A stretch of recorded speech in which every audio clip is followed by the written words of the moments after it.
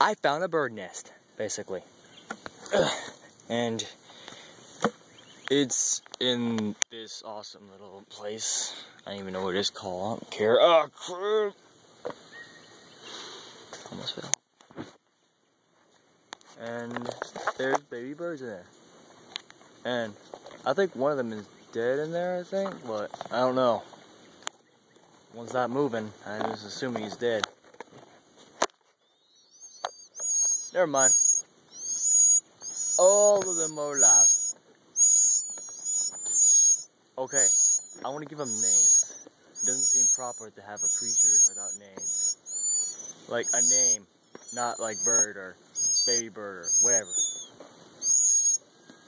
There's Marcus, there's Lucas, then there is little Jacob, and Fiona. I'm not, and that's all. Goodbye for now. Peace.